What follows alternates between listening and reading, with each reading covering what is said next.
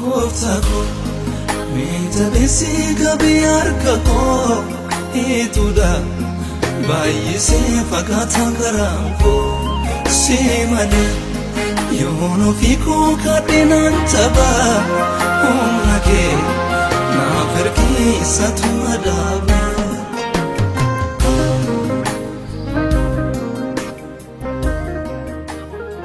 Nagaan gooftaa keenya Yesuus Kiristoos abbaan hafuura qulqulluu hunduma keessaniif haa ta'u jecha mee kutaa macaafa qulqulluu keessaa iddoo tokko walii wajjin dubbifanne isa booddee gara ergaa Waaqayyoo bara kanatti akkan dubbadhuuf gara koo fidee mata dureetti kennee dubbadhachuudha. Kutaa macaafa qulqulluu keessaa iddoo an dubbisu wangeela Yohaannis boqonnaa 3 lakkoofsa 16 hamma 18 tan dubbisa. Waaqayyo akkasitti tokkicha ilma isaa hamma kennuufitti biyya lafaa jaallate. Kun immoo isatti kan amanu hundinuu jireenya bara baraa haa qabaatuuf malee habaduuf miti. Waaqayyo biyya lafaatti farachiisuuf miti. Biyyi lafaa isaan hafayyuuf ilma isaa biyya lafaatti ergee malee. Gooftaadhaaf galanna ta'u. Egaa gooftaa keenya Yesuus Kiristoos kana Waaqayyo biyya lafaatti gaafa ergee biyya lafaatti farachiisuuf utuu hin taane biyya lafaa isaan hafayyuufitu ergee jedhee dubbata. Mee kanarratti egaa kan namatti dubbachuu danda'u hafuura qulqulluudha. Kan laphee namaatti haasa'uu danda'u jecha kanaan kan nama fayyisuu danda'u hafuura Waaqayyoo malee hin jiru waan ta'eef mee al tokko Waaqayyoon hin kadhanna sagalee isaatiif Waaqayyoon hin kadhanna qulqulluudhaaf amanamaa kan taate gooftaa abbaa keenyaa si galateeffanna ati Waaqayyoodha durii kan turte ammas kan jirtu si achittis dabartee bara baraan kan jiraattu ati Waaqayyoodha maqaan kee bara baraan haa ulfaatu ati immoo dubbii sagalee kee isa jireenya of keessaa qabu yaa Waaqayyo lafa kanarratti addunyaa kanarratti dubbachuu barbaaddeetta dubbii keetiif si eebbisa si kabajachaa yaa Waaqayyo ammas yaa Waaqayyo gurra namoota dubbii kana dhaga'anii yaa Waaqayyo bantee laphee namoota dubbii kana dhaga'anii bantee yaa Waaqayyo gooftaa sagalee keessa gara jireenyaatti nama deebisu isa du'a keessaa jireenyaatti nama deebisu isa badiisa keessaa yaa Waaqayyo gara fayyinaatti nama deebisu sagalee kee oli samii waaqarraa saba kanaaf erguun jaalala kee haa ta'u ana dadhaba garbicha kee na gargaari kanan gootaa maqaan kee ulfaatu maqaa gooftaa Yesuusiin. Nageenyaaf tokkummaa addunyaa waaqaa mata duree jedhuun walii wajjin ilaalla. Nageenyaa fi tokkummaa addunyaa waaqaa. Nageenyaaf tokkummaa addunyaa waaqaa kana addunyaa kana bakka sadiitti qoodne ilaalla. Addunyaa sagaleedhaan hundoofte, addunyaa kakuudhaan hundoofte, addunyaa dhiigaan hundoofte. Addunyaa sagaleedhaan hundoofte ishee kam? Tokko addunyaa ishee bishaaniin uwwifamtee turte. Uumama boqonnaa tokko lakkoofsa 2 dubbachuu dandeessu addunyaa ishee bishaaniin uwwifamtee turte lammaffaa immoo addunyaa ishee Addaam irraa uumameedha jechuudha. Isatti aanu addunyaan kun addunyaa tokkummaadhaa fi nageenya qabdu turte jechuudha. Tokkummaaf nageenya jedhe addunyaa waaqaa kan iseen qabdu tokkummaaf nageenya addunyaa biyya lafaatu hin taane addunyaa waaqaa addunyaan biyya lafaa har'a kallattii kamiiniyyuu bitaas ta'ee mirgas ta'ee baas ta'ee lixas ta'ee yeroo iseen nageenyaaf tokkummaa dhabde keessa jirra garuu an kanan isitti dubbachaa dhuuf kanan isitti maaru addunyaa waaqaa jechuudha addunyaa waaqaa immoo eenyu yoonaan jettanii addunyaan waaqaa nama Waaqayyo gaafa nama uume akka bifa isaatti akka fakkaattii isaatiitti nama uume erga uume booddee immoo funyaasaa xaafura baafate kan koote addunyaa irraa uumameedha jechuudha namni addunyaa irraa uumameedha jechuudha addunyaan addunyaa irraa uumame kun addunyaa Waaqayyooti jechuudha har'as addunyaa Waaqayyoo warri ta'an bara baraan darbanii hin jiraatu addunyaa Waaqayyoo warri ta'an addunyaa lafaa kanaa wajjiniin baduu hin danda'an addunyaa Waaqayyoo warri ta'an boris har'as nageenyaaf tokkummaa keessa jiru jechuudha addunyaa Waaqayyoo kan ta'an kanaaf egaa abdii guddaa kan nuyi qabnu biyya lafaasee nageenyaaf tokkummaa dhabde kana keessa jiraanne nageenyaaf tokkummaa qabne nu addunyaa Waaqayyoo keessa gaafa jirrudha jechuudha addunyaan biyya lafaa waan baay'ee of keessaa qaba addunyaan biyya lafaa kun waan baay'ee of keessaa qabaachuu danda'a addunyaan biyya lafaa kallattii garaagaraatiin inni kaan qabeenya arganne nageenyaaf tokkummaa argannedha inni kaan immoo wallollee argannedha inni kaan immoo kana goonii argannedha garuu tokkummaaf nageenyi kan inni ittiin argamuu danda'u addunyaa Waaqayyoo ta'uudha addunyaa waaqayyoo ta'uu jechuudha. Namni addunyaa waaqayyoo hin taane taanaan nageenyaaf tokkummaa argachuun namni jaallatu jibbus gar tokko lafa waan ta'eedhaaf wanti isa keessaa biqilu jiraachuu danda'a jechuudha. Addunyaa waaqayyoo yoo ta'e nageenyaaf tokkummaaf jaalalatu isa keessaa biqila. Addunyaa biyya lafaati yoo ta'e immoo cubbuun isa keessaa biqila jechuudha. Kanaaf nageenyaaf tokkummaa kan argachuu dandeenyu addunyaa waaqaa yoo taane qofaa jechuudha. Kanaaf egaa haa ta'u malee addunyaan kun addunyaa tokkummaadhaaf nageenya qabdu turte. Addunyaan Addaam waaqayyoo wajjin bineensota wajjin jiran wajjin tokkummaaf nageenya kan qabu ture. Addunyaan kun jechuudha. Addunyaan kun addunyaa waaqaa wajjin dhageetti qabdu turte. Addunyaa waaqaa wajjin dhageetti qabdu. Isa taanu addunyaa waaqayyoo sodaatu turte. Addunyaa waaqayyoo sodaatu addunyaa waaqaa wajjin dhageetti qabdu turte jechuudha. Addunyaa kana waan isheen qabdu ishee harkaa fuudhee kan akka isheen firdiidhaaf qophooftu kan ishee godhe eenyudha inni ilaala. Akka isheen firdiidhaaf qophooftu kan ishee godhe eenyudha.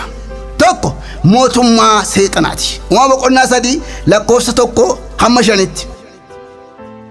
Mootummaan seexanaa ofii isaatii dhaqee yoo jenne boba bineensa uumaman keessaa karatti bobaatiin dhaqee addunyaa kana gowwoomse jechuudha. Addunyaa kana kan inni addunyaa kana waan isheen qabdu harkaa fuudhe nageenya isheen qabdu tokkummaa isheen waaqaa wajjin qabdu sodaa isheen waaqaa wajjin qabdu dhaqee kan inni harkaa fuudhe kallattii kam yoo jettanii kallattii bobaatiin dhaqee wanti isheen qabdu harkaa fuudhe maaliif ishee qopheesse firdiidhaaf ishee qopheesse jechuudha. Firdiidhaaf ishee qopheesse.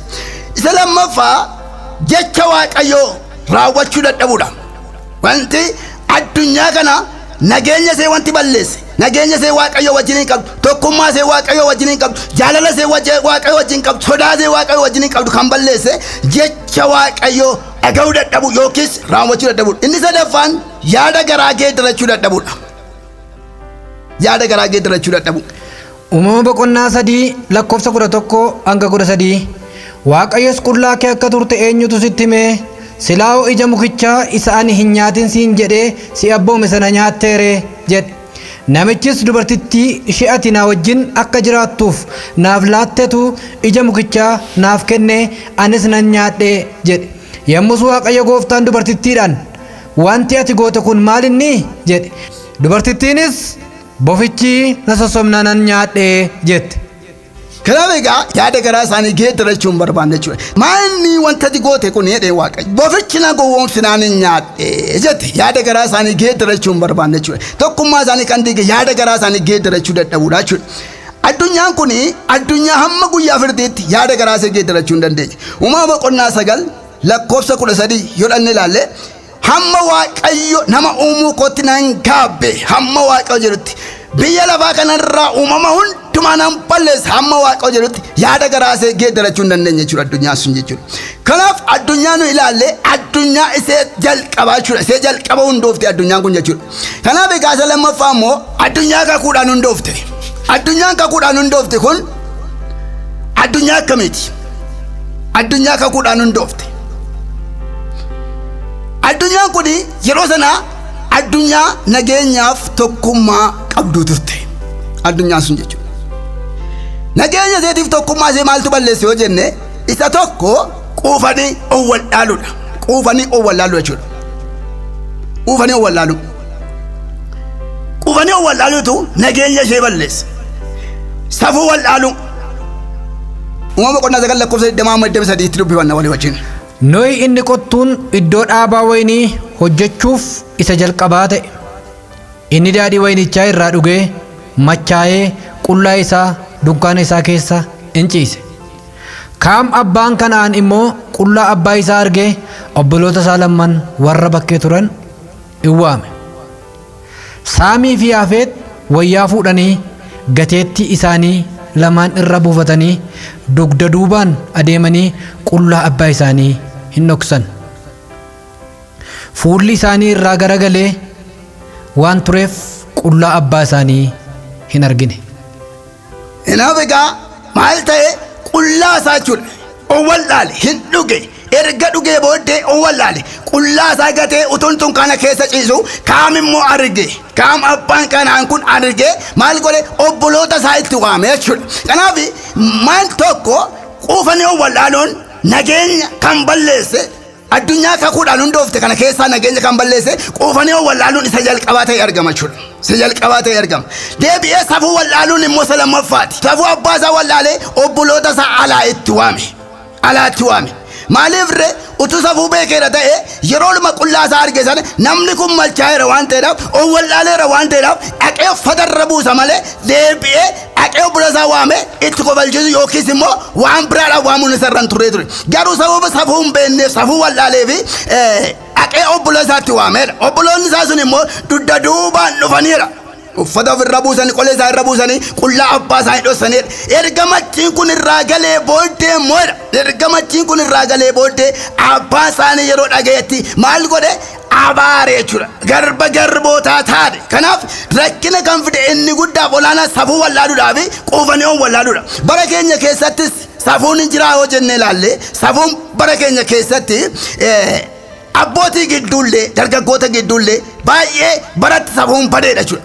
Safuun baduun kun immoo abaarsa biyya keenyatti fide moo hin finne yoo jenne abaarsa biyya keenyatti fideera safuu baduun jechuudha. Kanaaf egaa safuu wallaaluun abaarsa ta'e addunyatti kakuudhaan hundoofte kanaaf safuu wallaaluun abaarsa kan ta'e jechuudha.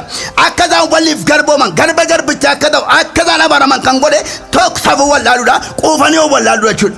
Kanaaf egaa addunyaa kanarratti abaarsa kan fide eenyudha yoo jenne safuu wallaaluudha. Garuma caalmaa inni guddaan waaqayyo akka addunyaa kana abaaru kan godhe dhiigni namaa gar malee akka dhangala'u kan godhe wanti hundumtinuus qisaasamummaa guddaan akka ta'u kan godhe dhiirriif dubartiin akka inni boo'u kan godhe waaqayyoon duratti safuu wallaaluudha. Bara keenya keessa safuun hin jiru. Dargaggeestiin safuun beektu dargaggeessi safuun beeku. Inni guddaan safuu beeku inni xinnaan safuun beeku. Safuun namaan jiru safuun waaqaan jiru jechuudha. Kanaaf illee biyya keenya keessatti abaarsa guddaa ta'ee kan mul'atu safuu wallaaluudha jechuudha. Inni sadaffaan beekumsa isaaniitiin waaqayyoon bira darbuu barbaadu isaaniiti. Tokkummaa kaanii kan diige jechuudha. Isee kam addunyaa kakuudhaan hundoofte kana tokkummaa isee kan diige beekumsaan waaqayyoon bira darbuu barbaadu jechuudha. Uumamaa boqonnaa 11 lakkoofsa 1-7 walii wajjin dubbifanna. Bara sanatti namni lafa irraa guutummaatti afaan tokkichaa fi haasaa tokkicha qaba ture. Namoonni ba'a biiftuuti yeroo godaananitti biyya Shaaniriitti bakkee diriiraa argatanii achi qubatan. Isaan kottaa suphee dhoofnee cimsinees ibiddaan hin gubnaa waliin jedhan. Qooda dhagaa xuuphii wal qabachiisuuf immoo leeleen isaaniif hin hojjete. Yommus kottaa mandara riqaan isaa bantii waaqaa bira ga'u tokko ofii keenyaaf hin ijaarrannaa. Nuyi guutummaa lafaa irraa diidatti akka hin bittimmoofnetti ittiin maqaa hin godhannaa jedhan. Waaqayyo yommus mandarichaa fi riqaa isaa isa ilmaan namaa ijaaran ilaaluudhaaf gadi bu'e.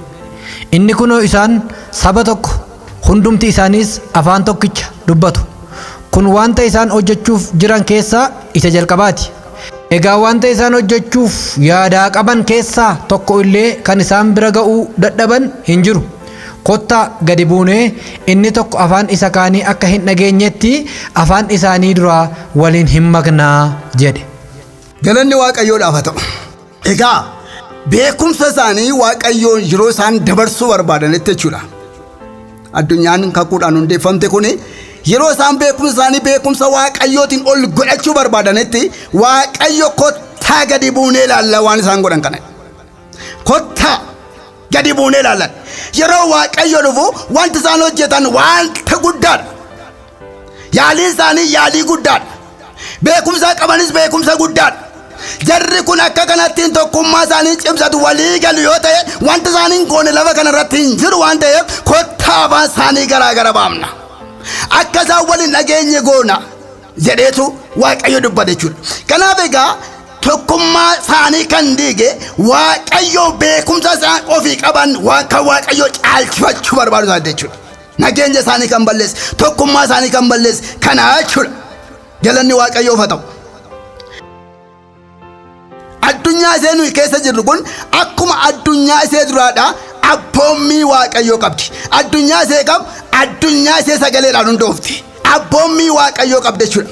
Maal jedhee waaqayyoo gaafa uumee jedhu dhaqee jannata keessa kaa'ee mukooti kana hundumaatti nyaadhaa kun hundumtuu soora keessa na ta'u garuu kanatti immoo hin bu'inaadhee seera kaa'eef jechuudha.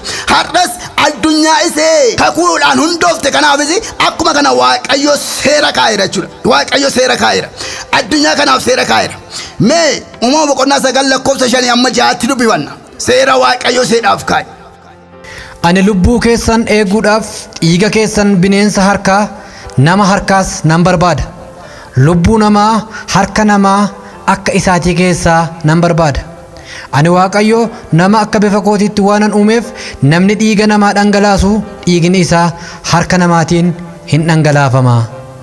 Ani waaqayyo akka bifa kootiitti waanan nama uumeef. Akka bifa eenyu? Akka bifa kootiitti. Akka fakkaattii kootiitti waanan nama uumeef.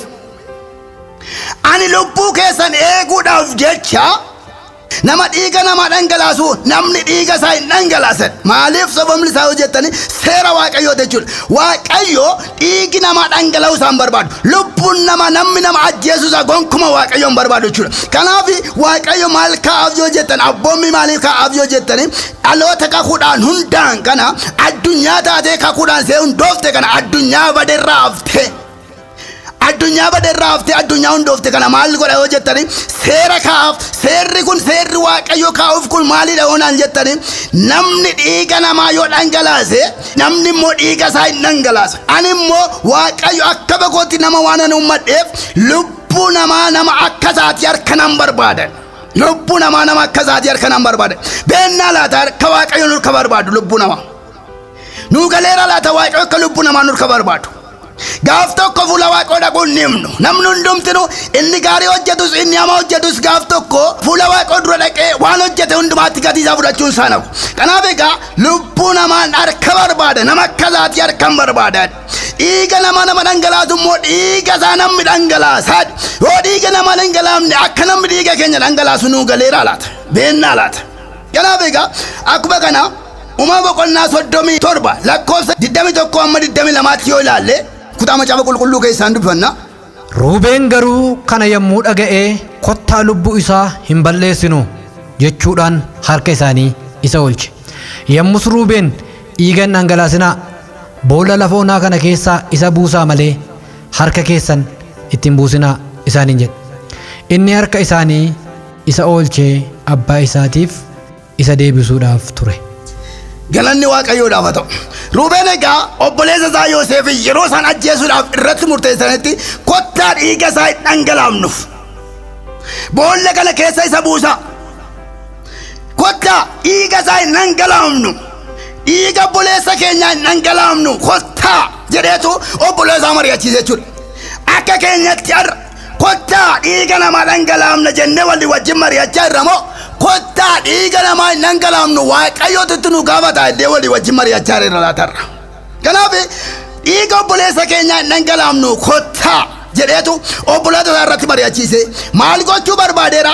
Obboleessa isaa hambisee abbaa isaatiif deebisuu barbaadeera jedha macaafni qulqulluun. Kanaaf maal dhowwee hammeenya kana kottaan godhu lubbuu kana najjeefnu kottaa jedheetu dubbata. Mee 26 amma 27tti dubbifanna ammas isuma 26. Kana booddee Yihuudaan obboloota isaatiin nuyi obboleessa keenya ajjeefnee dhiiga isaa dhoksuun bu'aa maalii qabaa? Kottaa nuyi warra Ishmaa'eel kanatti isa hin gurgurraa. Inni obboleessa keenya foon keenyas waan ta'eef harka keenyaan waan hamaa isa irratti hin hojjennu jedhe. Obboloonni isaas isaaf hin dhaga'an. Galanni waaqayyoodhaaf haa ta'u. Egaa kottaa Yihuudaan obboleessa keenya ajjeefnee dhiiga isaa dhangalaasuun bu'aa maalii qabaa? Bu'aa maalii qabaa? Obboleessa keenya ajjeefnee dhiiga isaa dhangalaasuun bu'aa maalii qabaa? Kottaa iddoo kana goonu obboleessa keenya hin gurgurra. Naggaadotatti gurgurra. Haa ta'u hin ajjeefnu kottaa hin dhiifna. Maal goona obboleessa keenya ajjeefnee dhiiga isaa dhangalaasuun bu'aa nuuf hin qabu. Nu fayyaduu hin danda'u. Maal bu'aa qaban? Mee kottaa meetti mari'anna? walajjeesuun keenya bu'aa maalii qaba? Dhiiga walii dhangalaasuun keenya bu'aa maalii qaba? Mee kottaa teenyeetti mari'anna. Baa kan jirru, lixa kan jirru, iddoo hundumaa kan jirru kottaa teenyeetti mari'anna. Akkuma namni Waaqayyoo garaansaa obboleessa isaatiif akkuma gadde, garaansaa obboleessa isaatiif akkuma yaade bu'aa maalii nuu qaba? Obboleessa keenya ajjeesuun keenya, dhiiga isaa dhangalaasuun keenya bu'aa maalii nuu qaba? Akkuma jedhe mee kottaa walitti deebine bu'aa maalii nuu qaba? Faayidaan isaa inni kottaa mee rakkoo kana furanna, kottaa mee katti goona, kottaa mee najjeemnu obboleessa keenya jennee yoo mari'anne gaarii ture jechuudha. Kanaaf kottaa hin ajjeemnu jedheetu mari'ate jechuudha. Waaqayyoof galanna ta'u. Akkuma kana sagalee Waaqayyoodhaa maal jedha? Jaallatee namni beekaa cubbuu yoo jedhe jechuudha. Namni beekaa cubbuu yoo jedhe Waaqayyo hin qusatu jechuudha. Warra cubbuu hojjetan maal Waaqayyo hin qusatu. Lammaffaa Phexros boqonnaa 2 lakkoofsa 4-6 yoo laalle warra cubbuu hojjetan maal hin godhu? Waaqayyo hin qusatu. Waaqayyo hin qusatu. Kanaaf kottaame yakkarraa, dogoggorarraa, cubbuurraa deebine gara Waaqayyootti gaafa nuyi deebinu Waaqayyo araara isaa gara keenyatti hin deebisa jechuudha. Gara keenyatti hin deebisa. Sagalee Waaqayyoo akkas jedha. Maatewos boqonnaa 5 lakkoofsa 27-30 yoo laalle iji kee yoo si gubachiise ija kee of keessaa baasheedha. Harki kee mirgaa yoo si gubachiise harka kee ofitti hiikuti. Meen dubbifanna kutaa macaafa qulqulluu keessaa Maatewos boqonnaa 5 lakkoofsa 27-30 dubbifanneetu sagalee Waaqayyoo dhaggeeffanna. Yesuus in ejjin jedhamee akka himamee dhageessaniittu. Ani garuu isinittan hima. Namni ija hawwaatiin dubartii ilaalee garaa isaatti isheetti ejjeera. Iji kee mirgaa cubbuu yoo si hojjisiise isa of keessaa baasii gati. Guutummaan dhagna keetii qileetti darbatamuu mannaa bu'aa dhagna keetii keessaa tokko dhabuu siif wayya. Harki kee mirgaa cubbuu yoo si hojjisiise isa ofirraa murii gati. Guutummaa dhagna keetii qiliilee dhaquu mannaa bu'aa dhagna keetii keessaa tokko dhabuu siif wayyaa jedhe. Ija lama qabaattee qiliilee dhaquu irraa ija tokko qabaattee mootummaa Waaqayyootti galuu si wayyaa jedhe.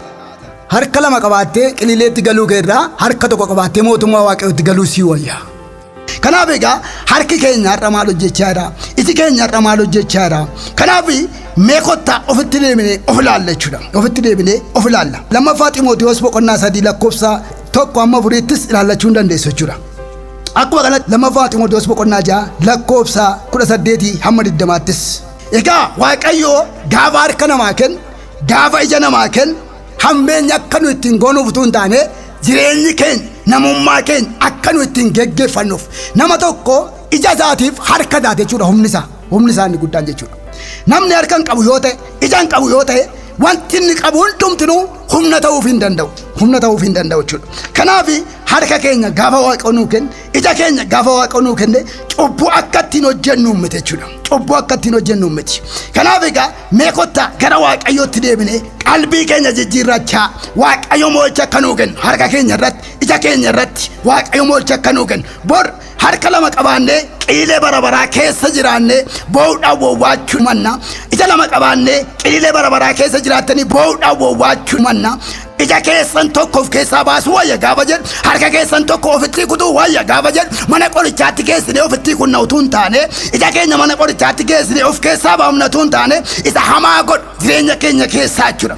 Ija keenyaan isa hamaa godhu, harka keenyaan isa hamaa godhu of keessaa baafna jechuudha. Kanaaf egaa namummaa keenya keessaa kana baafna jechuudha. Ergaa Yohaannis duraa boqonnaa 5 lakkoofsa 18-9 dubbifanna. Namni mucaa Waaqayyoo ta'ee cubbuutti qabamee akka hin jiraanne hin beeknaa. Ilmi Waaqayyoo isa in eegaa, inni hamaanis isa hin tuqu. Namni mucaa Waaqayyoo ta'e cubbuutti qabamee akka hin jiraanne hin beekna. Ilmi Waaqayyoo isa in eegaa. Hamaanis maal hin godhu? Isatti hin bu'u. Kanaaf namni cubbuutti qabamee hin jiraatu yoo ta'e hamaan tokko isa hin argatu. Kan isa eegu eenyudha? Waaqayyoodha jechuudha. Waaqayyoodha. Egaa itti fufnee addunyaa see dhiigaan hundooftee see jettu kana walii wajjin.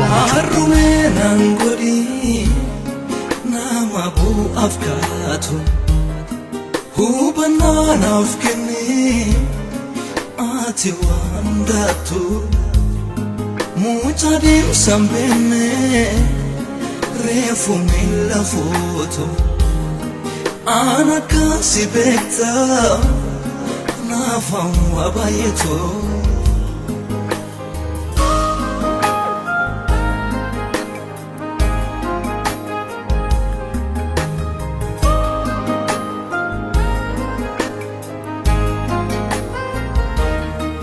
addunyaan isheen dhiigaan hundoofte kuni addunyaa kam? Addunyaa waaqaasee jedhamtu. Addunyaa ishee dhiigaan hundoofte addunyaa waaqaasee jedhamtu jechuudha. Akkuma sila dubbifanne wangeela Yohaannis boqonnaa 3 lakkoofsa 16-18 sila dubbifannee turre jalqabatte jechuudha. Gooftaan keenya Yesuus Kiristoos addunyaa waaqaa ta'eeti kan inni biyya lafaa kanarra dhufe addunyaa waaqaati jechuudha. Gooftaa Yesuus Waaqayyo biyya lafaa akkasitti jaallate hamma ilma isaa kennuufitti jaallateedha. Kanaaf egaa jaalala Waaqayyootiin gooftaan keenya Yesuus Kiristoos gara biyya lafaarra dhufe ilmaan namaatiif addunyaa fayyinaa ta'e jechuudha. Kanaaf Qorontos boqonnaa 3 lakkoofsa 9 yoo fudhannee ilaalle isin maasii Waaqayyootiidha. Maasii Waaqayyoo. Kanaaf addunyaa jechuun maasiidha jechuudha. Waan Waaqayyo irratti hojjetatu, waan Waaqayyo irratti bu'aa buufatu, waan Waaqayyo irratti galma isaa kaayyoo qabu karoora qabu galmaan gaachuu danda'udha jechuudha. Akkuma nuyi biyya lafaa kana irratti addunyaan biyya lafaa kun utuu hin jirre waan hojjechuudhaaf akka waan irratti hojjennu akkuma hin qabaanne Waaqayyos addunyaa mataa isaatiin qabu yoo ta'e waan irratti hojjetu hin qabu jechuudha. Kanaaf iyyuu addunyaa mataa isaatii qabaachuu wanti Waaqayyo barbaachiseef waan irratti hojjeta jechuudha. Addunyaa kana irratti waa hojjeta jechuudha. Kanaaf gooftaa Yesuus Kiristoos irratti maal hojjete? Tokko biyya lafaa fayyise. Warra isatti amanan, warra isa duukaa bu'an, warra isa barbaadatan, warra inni dhugaadha jireenya karaadhaadhani addunyaa godhee addunyaa kanaani namoota hedduu fayyise jechuudha. Kanaaf addunyaa Waaqayyo addunyaa kan inni barbaaduuf kanaaf jechuudha. Namni addunyaa Waaqayyooti. Namni addunyaa Waaqayyooti. Ofii isaatii Waaqayyo kan uumate akkuma sirriitti dubbachaa ture jechuudha. Addunyaa Waaqaa keessa maaltu jira? Addunyaa Waaqaa keessa maaltu jira? Tokkummaaf nageenyatu jira addunyaa Waaqaa keessa. Hojii ergamootaa boqonnaa 2 lakkoofsa 42. Qolosiyaas boqonnaa 3 lakkoofsa 8-11. Tokkummaaf nageenya jira jechuudha. Maal keessa? Addunyaa dhiigaan hundoofte kana keessa jechuudha.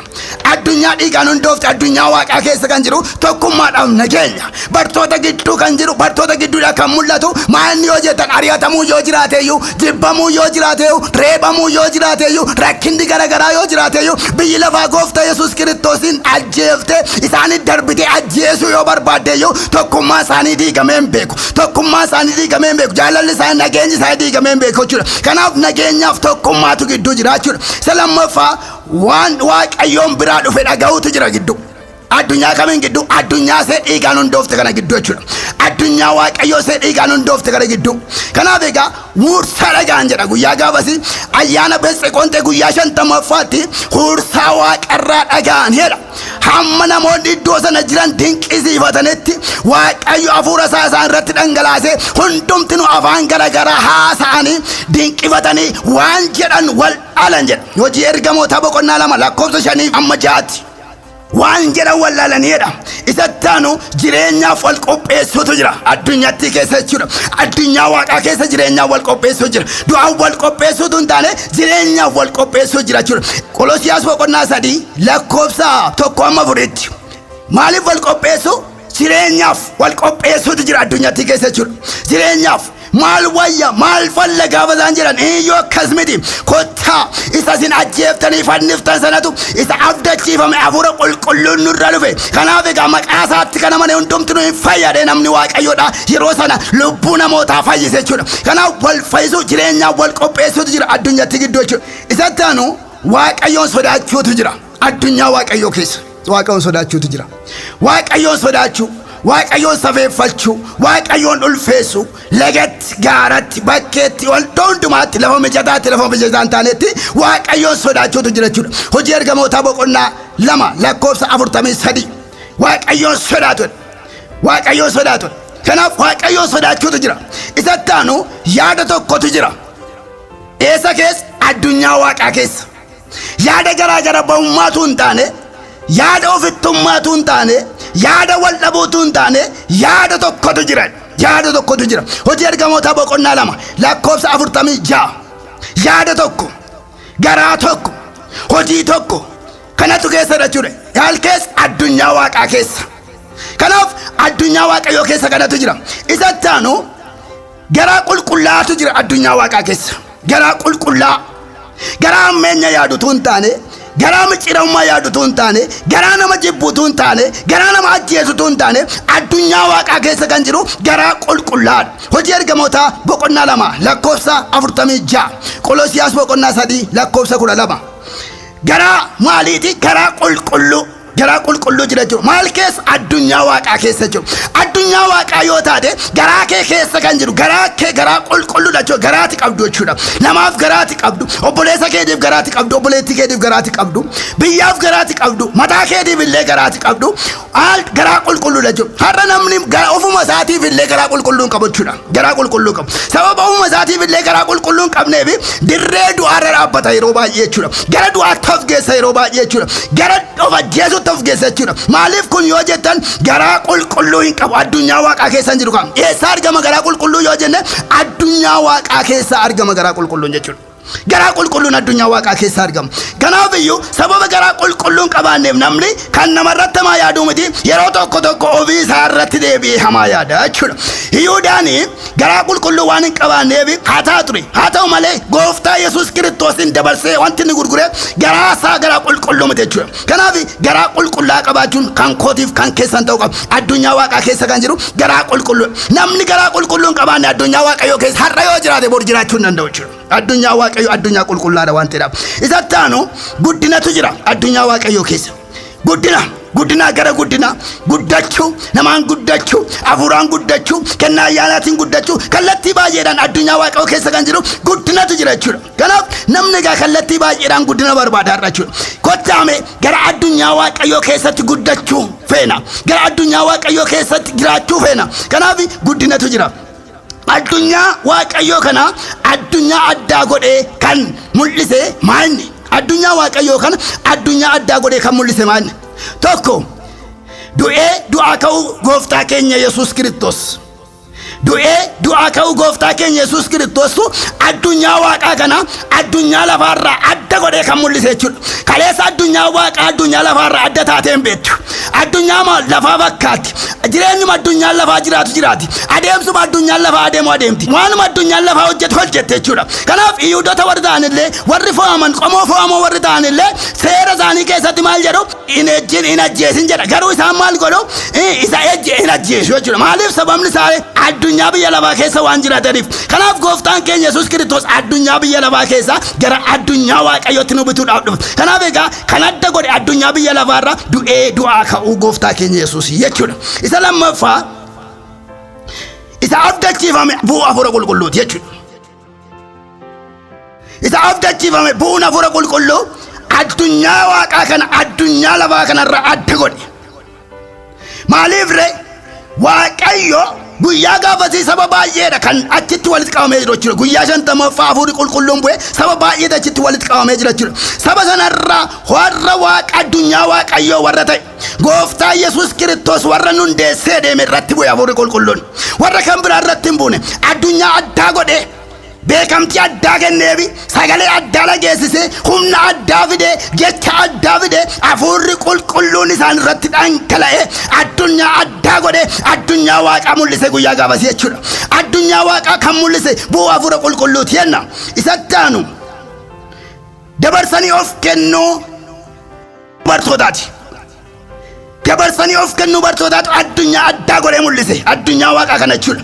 Du'atuun sodaatiin gooftaa Yesuus Kiristoos jireenya karaadha dhugaadha ni lallabuudhaan isatti kan amane immoo jireenya bara bara argata mootummaa waaqaa dhaala jechuudhaan karaaniif dhugaan isa malee hin jiru jechuudhaan du'atuun sodaatiin baay'ee isaanii gorra'amanii morma isaanii kennanii wangeela mootummaa waaqayyoo lallabuu isaaniitu addunyaa addaa godhe jechuudha. Addunyaa addaa godhe addunyaa waaqaa kana jechuudha. Isatti aanu kennoota ayyaanaa ishee keessa jirudha. Kennoota ayyaanaa ishee keessa jirutu addunyaa addaa godhe. Kennaa ayyaanaa har'allee kan isin ilaalaa jirtan kennaa ayyaanaa naafa kan fayyisu gooboo kan qajeelchu jaamota kan banu lamxii kan qulleessu dinqii garaagaraa kan godhu waaqayyo har'allee bara keenya keessatti illee ija keenya duratti kan inni hojjechaa jiru kennaa ayyaanaati kan adda see godhe jechuudha addunyaa waaqaa kana jechuudha. Kanaaf lafa addunyaa waaqaa jiru jira kennaan ayyaanaa. Lafa addunyaa waaqaa jiru fayyinatu jira. Lafa addunyaa waaqaa jiru sagalee gaarii jira. Lafa addunyaa waaqaa jiru jireenya gaarii jira jechuudha. Kanaaf addunyaa waaqaa adda godhee kan mul'ise kana jechuudha. Addunyaa waaqaa kana keessa nama akkamiitu jiraachuu danda'a? Nama akkamii jiraachuu danda'a addunyaa waaqaa kana keessa? Nama ofii isaa irratti murteessuu danda'u. Ani addunyaa waaqaati. Ani addunyaa biyya lafaa miti. Ani addunyaa cubbuu miti. Ani addunyaa du'aa miti. Addunyaa waaqaati. Addunyaarra addunyaa na uume waan ta'eef hafuura isaan na keessa jira. Gaaf tokko na gaafata jedhee nama yaaduu danda'u, nama ofirratti murteessuu danda'u jechuudha. Gaaf tokko Waaqayyo akka jedhe ankan koo nan fudhadha lafaa kan kee hin galee. Lubbuun nama keessa amma bara baraatti keessa taa'uu hin dandeessu. Ati biyyoodha biyyootti deebite ani immoo kan koo nan fudhadha. Kanaaf iyyuu namni ofirratti murteessuu qaba jechuudha. Ofirratti murteessuu qaba. Daani'el boqonnaa tokko lakkoofsa 8 yoo dubbatte ilaaltan Daani'el ofii isaa irratti murteesse jechuudha. Nyaata mootiin qopheesse lagatee ofii isaa irratti murteesse. Isa lammaffaa nama yeroo hundumaa yaada garaa isaatii geeddarachuu danda'u. Nama yeroo hundumaa yaada garaa geeddarachuu danda'u. Roomee boqonnaa 12 lakkoofsa 1 hamma 2tti dubbifanna. Nama yeroo hundumaa yaada garaa isaatii geeddarachuu danda'u. Ammas yaa obboloota koo araara Waaqayyoof jedhaatii namummaa keessan qulqullaa'aa fi Waaqayyoon duratti fudhatamaa akka ta'utti aarsaa jiraatu gootanii akka isa dhiyeessatan isin nan gorsa. Akkasittis hafuuraan Waaqayyoof hin sagaddu. Fakkeenya jireenya bara isa darbuu kana duukaa hin bu'inaa. Jaalalli Waaqayyoo isa kam akka ta'e gargar baasuudhaaf yaada garaa keessanii haareffachuudhaan of diddiiraa. Jaalalli Waaqayyoo immoo waan gaarii ta'e, waan isa duratti fudhatamaa ta'e, waan akeeka isaa fiixaan baasus hubachuudha. Gooftaadhaaf galanna ta'u. Isatti aanu nama yaada Waaqayyoo eeguu danda'u. Nama yaada Waaqayyoo eeguu danda'u. Efesoon boqonnaa 4 lakkoofsa 17 hamma 24tti yoo ilaalle nama yaada Waaqayyoo eeguu danda'u. Namni kamtu namni addunyaa kana keessa jiraachuu danda'u jechuudha. Nama yaada Waaqayyoo eeguu danda'u. Nama yaada Waaqayyoo eeguu danda'u. Isatti aanu nama jaalala Waaqayyoo adda baasee beekuu danda'u. Efesoon boqonnaa 5 lakkoofsa 6-11tti nama yaada Waaqayyoo adda baasee beekuu danda'u. Yaadi Waaqayyoo maal? Karoorri Waaqayyoo maal? Mul'ati Waaqayyoo narraa qabu maal? Wanti Waaqayyootti na barbaade maal? Wanti gochuun naaf ta'u wanni nama jedhee nama adda baasuu danda'udha. Jaalalli Waaqayyoodhaaf haa ta'u. Kanaaf egaa jaalalli Waaqayyoo maal akka ta'e adda baasuun nurra jiraata jechuudha. Yaadi Waaqayyoo maal akka ta'e adda baasuun nurra jiraata jechuudha. Akkuma kanallee boqonnaa 6 lakkoofsa 1-4tti yoo dubbifanne argachuu dandeenya. Roomee 13 lakkoofsa 11-14 duwwaatti dubbifannee mee kanuma irratti dhaabna. Yeroo itti dura amanne caalaas amma guyyaan fayyinaa waan nutti dhiyaateef yeroon kun yeroo itti hirribaa dammaquun isinirra jiru ta'uu isaa beekaa. Halkanichi sokkee guyyichi dhiyaateera. Kanaafis kottaa hojii dukkana keessa hojjetamu ofirraa fuunee gannee mi'a lolaa isa ifa keessa ittiin hojjetan hin hidhanna. Kottaa amala keenya tolfannee akka warra ifa guyyaa keessa deddeebi'aniitti hin jiraannaa malee albaadhummaatti yookiis machiitti, halalummaatti yookiis gadhiisitti, nama loluutti yookiis weennootti hin jiraannu. Gooftaa Yesuus Kiristoosiin akka uffata sibiilaatti uffanna malee hawwa namummaa foonii raawwattanii isas gammachiisuudhaaf garaa hin kenninaa. Galanni Waaqayyoodhaaf haa ta'u. Mee kana irratti xinnoosee Waaqayyoon kadhadha. Ati Waaqayyoo isa ofii keetii itti yaaddee mararsiifattee ilmaan namaa yaa Waaqayyoo ofii keetiif uummatteedha. Erga ilmaan namaa gara cubbuutiif gara du'aatti sokkee addunyaa biyya lafaa ta'e addunyaa cubbuu ta'e booddee immoo itti yaaddee ofii keetii ilma kee isa jaallattu biyya lafaatti isa ergiteedha.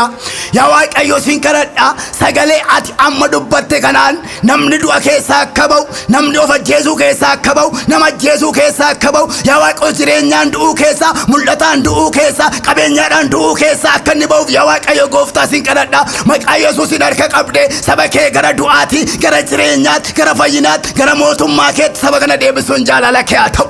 Yaa Waaqayyo bara kana keessatti yaa Waaqayyo gadhiifame akkuma yaa Waaqayyo jannata keessatti ijoollee kee yaa Waaqayyo gooftaa jibbee mootuu jannata keessaa baasuudhaaf yaa Waaqayyo karaa barbaaddatee daandii barbaaddatee gara isaaniitti ol galee waan isaan qaban harkaa fuudhe. Har'a yaa Waaqayyo gooftaa jireenya bara baraatti akka namni hin galle mootummaa kee namni akka hin dhaalle gochuudhaaf hafuurri hamaan bara kana gadhiifame. Inni kaan finyoodhaan akka wajjeessu, inni kaan meeshaadhaan akka walajjeessu, inni kaan jibbaan akka walajjeessu kan godhu yaa Waaqayyo gooftaa waan beekamu waan beekamnetti irkate addunyaa kana raasaa kan jiru maqaa Yesuusin humni isaatiif aangoosaa kan dadhabe haa ta'u addunyaa waaqarraa kan dadhabe haa ta'u addunyaa waaqarratti aangoo hin qabaatin waldaa kiristaanaa irratti aangoo hin qabaatin hojjetoota waaqayyoo irratti aangoo hin qabaatin aangoo isaa maqaa isa du'ee du'amoo eekee maqaa Yesuusin kan dadhabe haa ta'u jaalala kee nuuf haa ta'u maqaa gooftaa Yesuusin si kadhanna.